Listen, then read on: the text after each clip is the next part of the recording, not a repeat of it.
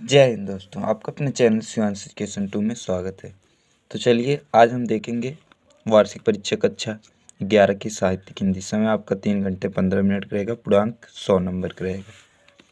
तो पहले बहुविकल्पी है हमारा।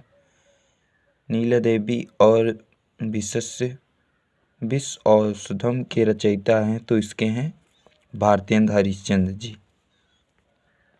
उसके बाद देखिए, श्याम सुंदर दास ने भारतीय साहित्य की सबसे बड़ी विशेषता किसे माना है? तो किसे माना है? धार्मिकता को। सूत पुत्र किस विधा की रचना है? तो नाटक है। निम्नलिखित में कौन सा उपन्यास प्रेमचंद का है? तो गोदान है। मानिसी की लोक यात्रा गोपीनाथ कविराज की जीवनी के लेखक हैं तो भगवती प्रसाद सिंह जी हैं। अखौरावट के रचनाकार हैं तो जगन्नाथ रत्नाकर जी हैं। कवितावली के रचयिता हैं तो तुलसीदास जी हैं। श्री कृष्ण गीतावली के रचयिता हैं तो सूरदास जी हैं। निम्नलिखित में किस ग्रंथ की रचना भूषण के द्वारा नहीं की गई है? तो द्वापर है। नई कविता का शुभारंभ हुआ तो 1950 में। उसके बाद देखिए, आपका निम्नलिखित पर गद्यांश पर आधारित प्रश्नों के उत्तर है। घुमक्कड़ी से बढ़कर सुख कहाँ मिल सकता? आखिर चिंताहीनता तो सुख का सबसे स्पष्ट रूप है। आपको इसके आंसर देने होंगे गद्यांश को पढ़ के। 2 दिए रहेंगे, आपको एक ही करना। उसके बाद पद्यांश पर आधारित प्रश्नों के उत्तर। तो पद्यांश पर आधारित जितने भी प्रश्न हैं हमारे, सबके आंसर देना। उसके बाद निम्नलिखित में से किसी एक का जीवन परिचय देते उनकी महत्वपूर्ण रचना का उल्लेख कीजिए। उल्लेख करना आपको। शब्द सीमा 80 तक दिए गए हैं। 3 लोगों का दिए गए, सरदार पुर सिंह, भारतेंद्र हरिश्चंद्र, राहुल सकृत्यान। उसके बाद कवि का साहित्यिक परिचय देना है। महाकवि भूषण, संत कबीर, सूरदास। कहानी कला के तत्व के ध्रुव यात्रा कहानी के संक्षिप्त में, मतलब ध्रुव यात्रा कहानी को लिखना है। अथवा समय कहानी के प्रमुख विशेषता को स्पष्ट करना। ध्रुव कहानी लिखिए, ध्रुव यात्रा या समय, दोनों में से एक ही लिखना है। स्वपठित नाटक संबंधित प्रश्नों के उत्तर दीजिए। अपने जो भी नाटक होगा आपके जिले का वही लिखना है। उसके बाद खंड का निम्नलिखित संदर्भ सहित हिंदी में अनुवाद करना है। तो संदर्भ भी लिखना है, हिंदी में अनुवाद भी करना है। उसके बाद हमारा निम्नलिखित में किन्हीं 2 प्रश्नों के उत्तर दीजिए। 8-10 शब्दों में संस्कृत में लिखना है। तो 4 दिए गए हैं।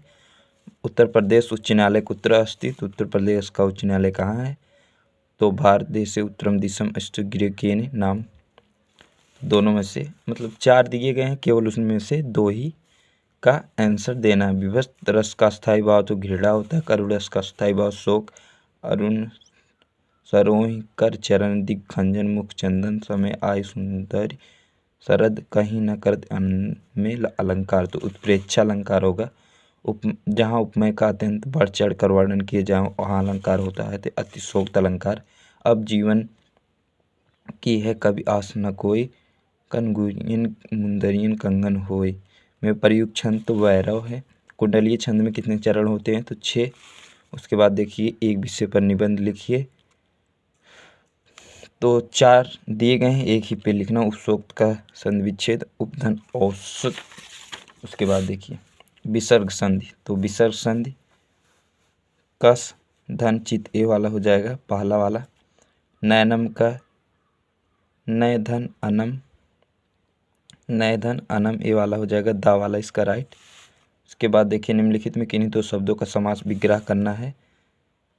समास नहीं दिया है तो दे आपके पेपर में दिया जाए। जगत शब्द का रूप, इसमें तृतीय या प्रथम कुछ ऐसा हो सकता है। अयम रूप है तो अयम द्वितीय एकवचन। नत्थे रूप होता है तो नि धातु का विधिलिंग मध्यम पुरुष एकवचन। पा धातु का लोट लकार होगा, लोट लकार प्रथम पुरुष पा धातु का। तो यही हो जाएगा, दोनों में से कोई एक। निम्नलिखित में किन्हीं 2 शब्दों का बताइए कि धातु शब्द किस प्रत्यय के योग से बनते हैं। उसके बाद हमारा देखिए, निम्नलिखित में 2 पद में प्रयुक्त विभक्तियों उसके संबंधित नियम। विभक्ति लिखना है, कौन सी विभक्ति है, और नियम लिखना है। उसके बाद हमारा लास्ट, निम्नलिखित में किन्हीं दो वाक्यों को संस्कृत में अनुवाद कीजिए। तो 3, 2, 5 में से केवल 2। तो बस इतना ही। तो मिलते हैं नए वीडियो में। जय हिंद, जय भारत।